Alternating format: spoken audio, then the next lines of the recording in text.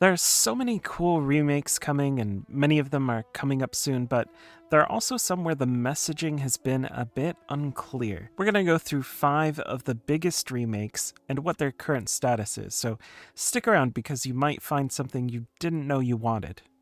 The first and arguably the biggest remake that I'll be talking about is, of course, the Knights of the Old Republic. This is a remake that we've all wanted for a long time now. The first teaser was put out in 2021, so it's been a while with very little information. What we know is that this is supposed to be a timed console exclusive on PlayStation 5, or at least it was. Whether that's still the case is a bit harder to say considering the time that has passed and the fact that it's been passed off to a new developer. Initially, it was in development by Aspyr, the guys who recently released the Neverwinter Nights 2 Enhanced Edition, but it was passed to Saber Interactive sometime in the last couple of years, and Saber now separated from the Embracer Group to become their own entity, taking the KOTOR Remake with them. As of 2024, we do also have a quote from Saber CEO Matthew Karch, where he said, "What I will say is that the game is alive and well, and we're dedicated to making sure we exceed consumer expectations." Strong words, but as of right now, that's one of the only things we've heard, so we'll take it. In March 2025, Saber's chief creative officer said that everything we have talked about is still in development, so presumably that is one of the things that is still in development. There's also information from Jeff Grubb that Sony isn't interested in the KOTOR remake anymore. Take that one with a grain of salt because while he is a known insider, there hasn't been any sort of verification for that. It could mean the exclusivity deal is off. It could also just mean that they won't talk about it until it's confirmed to be ready. There have also been various rumors, such as rumors about an entirely revamped combat system that plays more like an action-adventure game. Think something like God of War.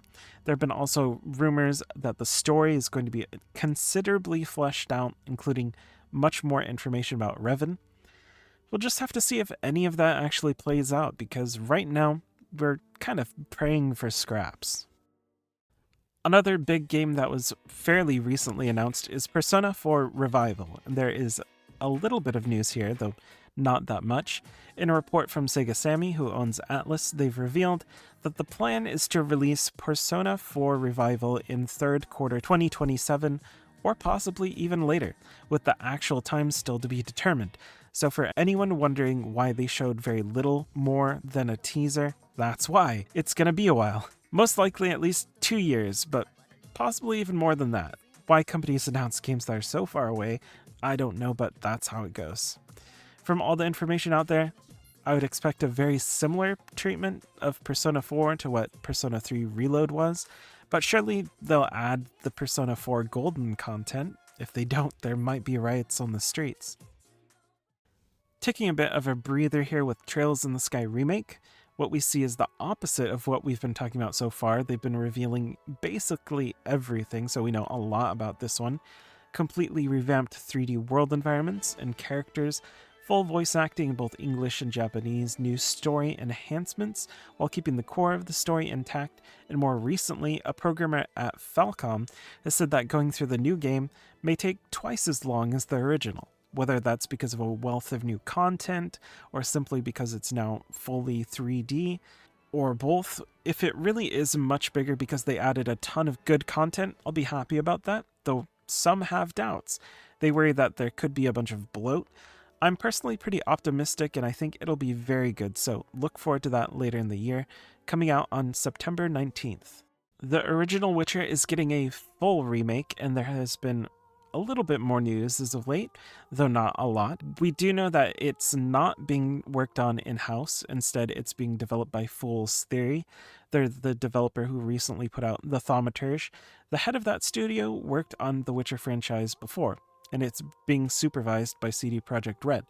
It also is being developed on Unreal Engine 5, which brings it more in line with The Witcher 4, and CD Projekt has said that they're working with Fool's Theory to bring their own advancements from the fourth Witcher game to the remake. There are also reports that there will be major overhauls to the combat system, which was pretty awkward and clunky in the original, And they will be opening the game up since the original was made up of zones, so now it'll be more open world. They've also confirmed that it will be releasing after The Witcher 4, so this is another one that you shouldn't expect anytime soon. The Gothic remake has been on shaky ground for some time now, especially since the studio that made the Gothic series no longer exists. Rest in peace, Piranha Bytes.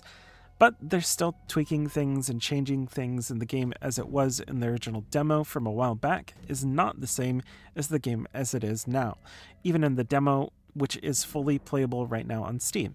The team has confirmed that with the large changes to visuals and gameplay, there will also be changes to the story and characters. This isn't going to be a simple one-to-one of the original game with pretty visuals.